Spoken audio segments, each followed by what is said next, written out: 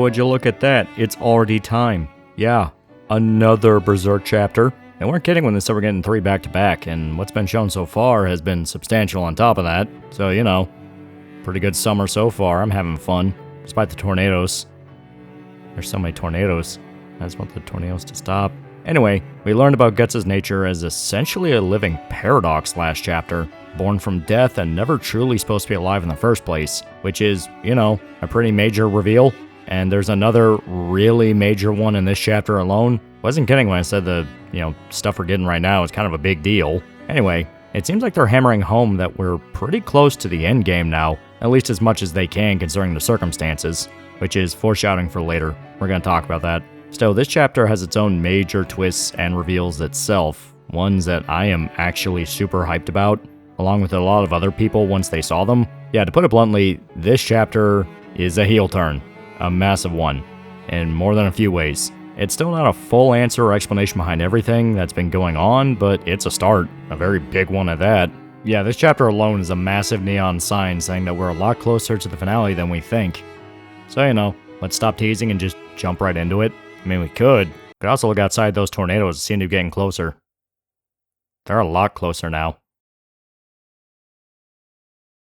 Anyway, the chapter opens up with the Kushins waiting outside the stupa. It's been some time since Guts been sealed inside. So long that we see Master Daiba decide to sense Guts' presence inside. Obviously, he check up on the dude, and he just sees Guts splayed out on the floor. He worries that he might actually be dead. This might have all been for nothing, but something's not right. The sun is creeping up, the rest of the Kushins crowding around the stupa as the sky gets brighter. Azan asks Isidro if they should check out the stupa before they go after their morning training, noticing everyone is starting to gather around the temple. Salat and the Tapasa are there as well, just silently watching the doors.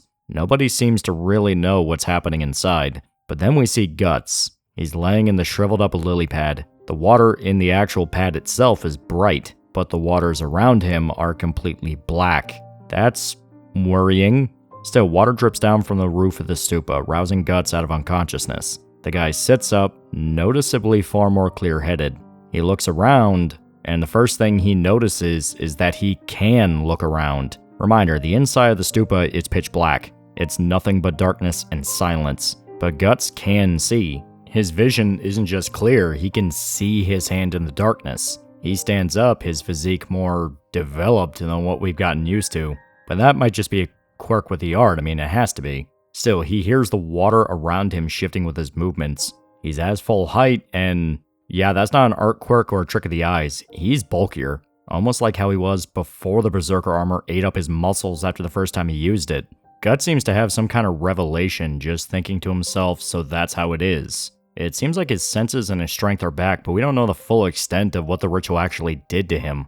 He steps off the lily pad, going for the door of the stupa. He feels the door, getting a sense of the weight, and then he pushes against the stone, pressing his feet against the floor and giving it a heavy shove. The Kushins outside hear the commotion, having no idea what's happening, and then the door flies forward. Reminder, this heavy son of a bitch took the Tapasa to pry open. The 2 muscle-bound Bakiraka that are friends with Salat, it took 2 of those guys just to slowly pull the doors open, and Guts just launched one of the stones out with a single hand. Everyone's amazed at what they just saw.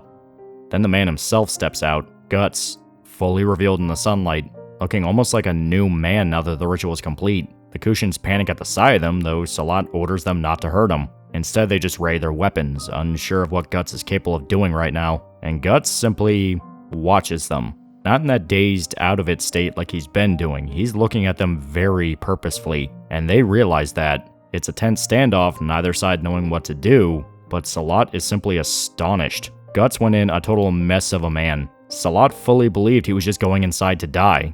And then he broke out of his own tomb the next morning. Yeah, that's him. The Black Swordsman. The guy that absolutely rocked Salat to his core every time he met him. Daiba rushes through the crowd of soldiers, demanding a look at Guts. Isidro and Azan following not far behind, and everyone is stunned at the sight. The minute they see him, it's all clear. Guts is back. Not just back to his senses. The guy is at his prime again. Isidro even states that's like the guy came back to life. The boy having to lie and say the sun is making his eyes tear up as he's relieved that his hero is alive and well. Then Guts demonstrates once again that he's not just mentally healed. By shattering his chains with a simple flex of his arm. The guy just shattered his irons. by clenching his fist. That is insane. Like, that's the kind of thing you'd expect from Black Swordsman or even Golden Age Guts when he was at his physical peak. Puck even notices that his face looks less worn down. It really is like he gained back all the years of his life that the Berserker armor took away from him. He's still scarred, still has that wife tuft of hair, but it's like the fire inside of him is ignited again. Puck zips around Guts and notices something about his brand, simply saying that he's been connected now. What does that mean? We don't know, but something happened to him. Guts simply says, right, onward, much to the shock of, well, everybody. Even Daiba is baffled at what he's seeing. It's clear he sent the guy in there to heal his mind or purify him, that much is obvious. There's no way he didn't know what the stupa was actually for, but it looks like Daiba himself was perplexed by just how drastic of a result this has been. They basically brought a man back to life, in more ways than one. The chapter ends here, nobody knowing what to do or what to say to the guy. All they know is that, well, the Black Swordsman will ride again. So yeah, this chapter is a pretty big deal. It seems like all the damage done to Guts has been healed. Not just the psychological impact that losing Casca had on the guy, but even the physical damage to his body. The wear and tear from the Berserker armor, the strain from years of fighting, it really seems like he's back at his peak. Hell, dude's already pulling off shit that's downright superhuman. Tearing down the doors to the stupa, shattering his chains without any effort. Guts definitely seems to know more than everyone else what just happened to him. And what did happen? We don't even know.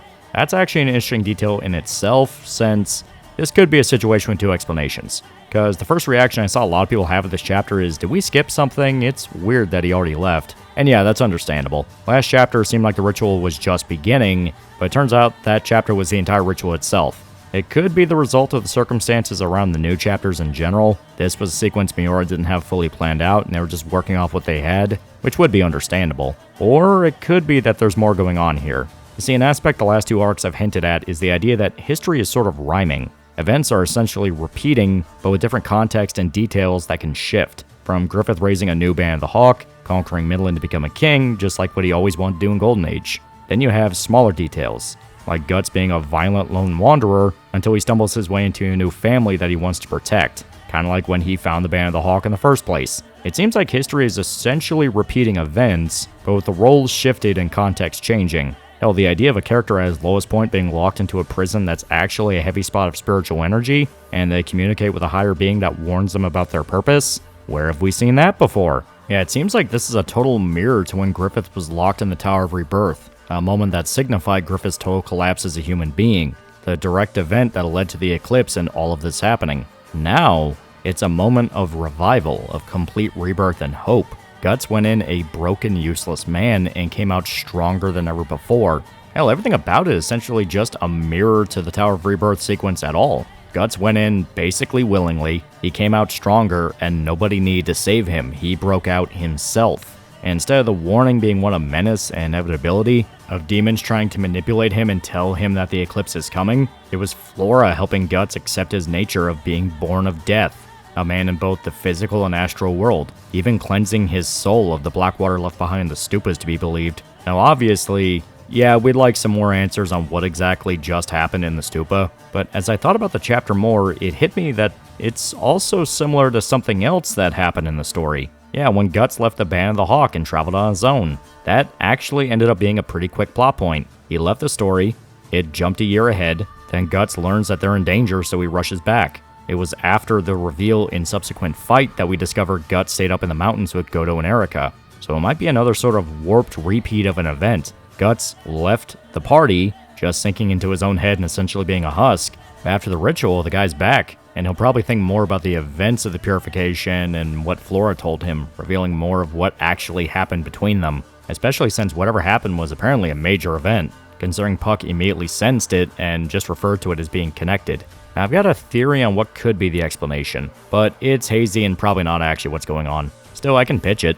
Essentially, the idea is that maybe Guts has now become connected to the stupa. Remember, beings of the astral world kinda need an anchor between the two worlds. Flora had her tree in the forest, the creatures on Elfhelm had the island, you get the idea. So it's possible the ritual essentially tied Guts to the stupa, which is very clearly a form of a spirit tree. It's why the water turned black, it's his essence affecting it. His senses and his strength are back because he's essentially using an astral form, like how Griffith is using the Moonlight Child to project his physical form. That's a theory at least, which as stated is hazy and remains to be seen.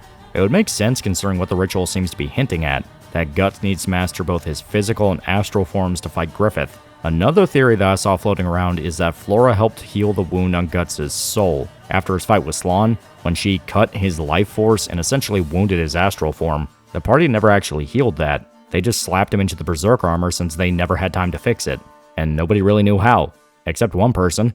Yeah, Flora. Shrike intended on getting Guts to the hut to have him healed by her master, but the war demon showed up first, which threw that plan into a tailspin. It's possible that Flora actually did heal him, and that wound was what was debilitating him all along. I mean, a cut to your soul could obviously damage your body in pretty severe ways. Shrike said it's worse than any physical injury. So obviously, that would cripple the guy. That's not to say the Berserker armor is completely blameless, but removing one factor of the equation will definitely affect the math. Still, that remains to be seen until confirmed. Just thought that theory sounded cool. But this raises yet another question. What is going to happen the next time he puts on the Berserker armor? It seems like physically, Guts is back and better than ever, but the armor doesn't seem to care about that. The minute the guy puts it on, he's drowned in violence and rage. It's the prime time for when the Beast of Darkness likes to barge in and try to take him over. So what's going to happen next time he wears it? Because if the guy can wear it no problem and tap into its power without it essentially eating him alive, then Guts is probably more dangerous than anyone else on the planet right now. Hell, he could probably go toe-to-toe with Skull Knight if he felt like it. Essentially, if Guts is really purified, then the man is a walking nuke. He could be beyond anyone's expectations. Basically, the Beast of Darkness might be too late, because this ain't the kind of guy that it can bully into letting take control anymore. The man himself is now a beast. Granted, this all depends on what's going to happen next time Guts puts on the Berserker armor. It's possible it's not going down without a fight, or that there might be a serious drawback we simply aren't aware of yet. And that's kind of the nature of Guts, to have a huge win and a huge consequence not too far away from each other. But it seems like for now, the guy's going to reap the benefits. And hell yeah, I'd say, it's the end of the now years-long plot point of Guts being broken. And that's not a joke. Remember, Guts lost Casca in Chapter 368. That's when Griffith fully kidnapped her and took her away, all the way back in 2022. It's been 4 years of the guy being mentally shattered. Over 17 chapters of it, in fact. But he's back. And you know what that means? Yeah, a lot of men are going to die, because we all know what his first move is going to be. Find out where Casca is, and kill anything that gets in his way. And the best part? Now he knows he can do it. Sure, Griffith and his cronies might disagree, but they should know never to argue with a confident man. All in all, I can say with confidence that we're gearing up for the endgame now, boys. I expect a lot of big shit to be built up and paid off. Though I'd say the big sign that we're close to the finale is if Zod dies. However that guy bites it, that's how we'll know we're staring down the barrel of the ending. That's the for sure sign. But I'm confident the final arc of the story is coming sooner rather than later, since, well, Guts did it. He essentially achieved nirvana, the balance between the yin and yang that his character's been dealing with the whole story, his humanity and capacity for good, and his unquenchable thirst for carnage and violence. The two halves that have been pulling the guy back and forth since he was introduced in the first chapter. Basically, he got the upgrade that the protagonist would get when he's about to fight the heaviest battles of the story. The final duel, the bloodbath to end them all, the end of the fucking world. We still don't know what Griffith has planned or if he even knows what just happened in the Kushan Empire. But we can guess that Roxas being dead and Guts becoming an even stronger warrior than anyone thought possible is not ideal. Well, I'm curious what his reaction is going to be now that he's been handed his first real defeat in a long time. He couldn't collapse the Kushan Empire. One of his top war demons is now a puddle, and the one man that he thought he finally broke is now a worse threat than ever before. Of course, there's still other threads that are left wide open. Shrike infiltrating Falconia to find Casca, meaning they have a spy on their borders and aren't even aware of it. Casca's entire presence alone, which could tip off Charlotte or Luca and her girls that something is very wrong with Griffith and his demon pals. The Moonlight Child possibly affecting Griffith's thoughts and actions, since that's obviously a huge factor as well. The story right now is a fucking minefield, and we're waiting on the first big explosion that can kick off the chain reaction. Guts' return might already be one of the sparks, but we'll have to wait and see on that front. Though it's definitely looking like a certainty here. Still, we just don't know the full extent. Regardless, this chapter was pretty hype. Obviously, I would like more of Guts going through the ritual so we can get a full grasp on how exactly he was purified, but I'd still say the payoff was great. Especially seeing the absolutely monstrous feats of strength Guts is able to perform now. Of course, this also means that we have no fucking idea where the next chapter is going to go. It could show more of Guts now that he's back to full strength, it could show the rest of the party in Rickert, could jump to someone else entirely. Story's keeping us on our toes, and that's what we appreciate about it. So it's definitely a wild ride, something I do believe will be better appreciated on rereads. I've said before, Berserk's the kind of story that's better to binge than wait chapter by chapter. Binging can make you feel like you've got the full story, and you see every part as chunks of a larger whole.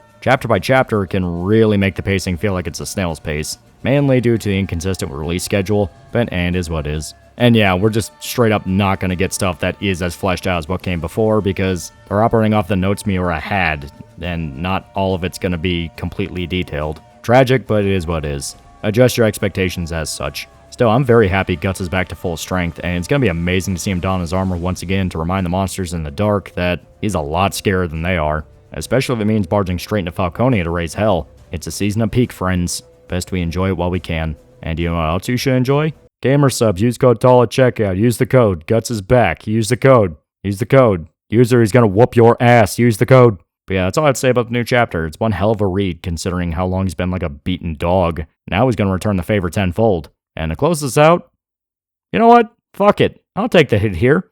Make sure to use that Gamer subs code, because I'm putting peak above ad revenue. But yeah, see you guys. Can't understand the Lord of the land, your heart and your head made of stone. Lay in the sand, my blood on your hands. For God's sake, just leave me alone. Oh no, you won't nail me to your tree. I'll hang my head up high.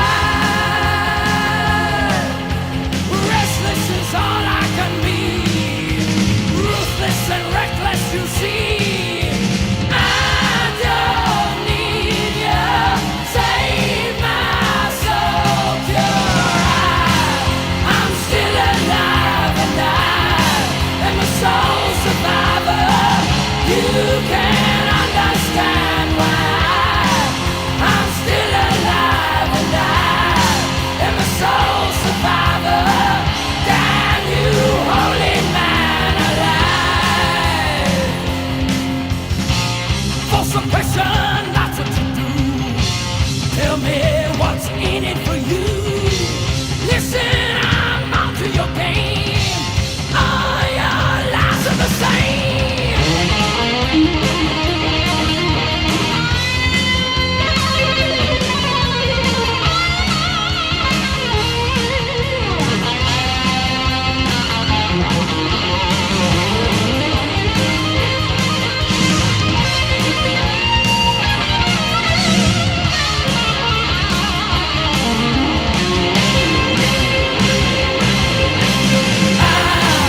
I'm still alive and I am a soul survivor. You can't understand why.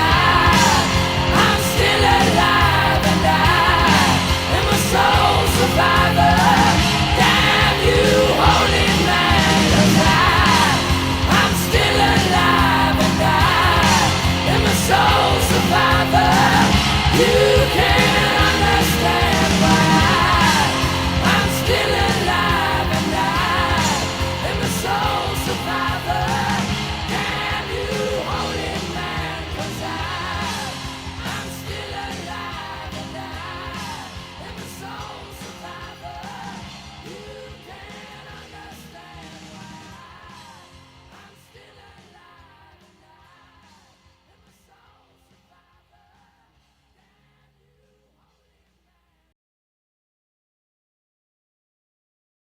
Hey, loser.